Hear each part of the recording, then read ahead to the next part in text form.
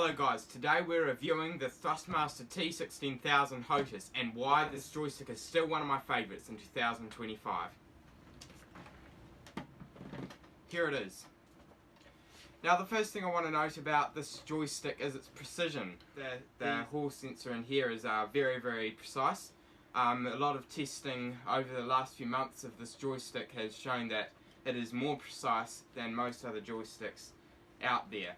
It actually uses the same sensors as the HOTAS Warthog joystick, which is obviously known as one of the highest end joysticks around. Number two reason why I think there's one of the best joysticks still is its compatibility. I've tested this with Microsoft Flight Simulator, X-Plane, DCS, and it's compatible with many others right out of the box. It doesn't even need the drivers it's just basically plug and play. So next, the price point. I think it's very good. It is a solid setup for what the price point is.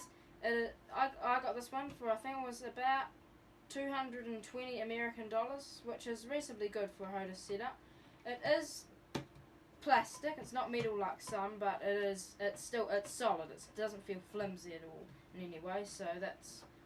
And the feel of this thing is really good. We've got a nice amount of resistance here, and overall it feels really nice in the hand. And one of the things that's a bit false about this joystick is that it's ambidextrous. It's not really.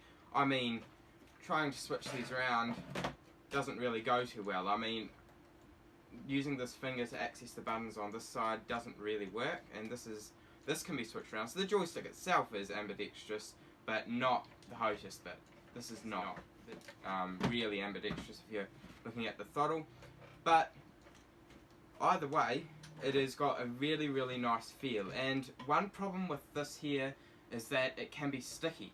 Now, we found a way to solve this problem was to loosen this screw right here.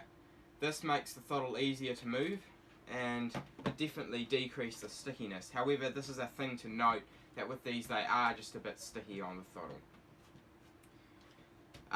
Yeah, we've gotten a lot of complaints of how unreliable these were. Now, before I bought this, I was reading up a lot about this, and people were saying these throttles fail after a few weeks, and that the yaw on the joystick was failing. Now, interestingly enough, the yaw on this joystick did fail a few weeks after we got it, but we found a quick way to fix it was simply clean the sensor inside. Just a quick clean managed to fix the entire problem, and I've had no troubles with this here. So, yeah, it's a really, really good joystick, but we've got to go and fly this in DCS and see how it does.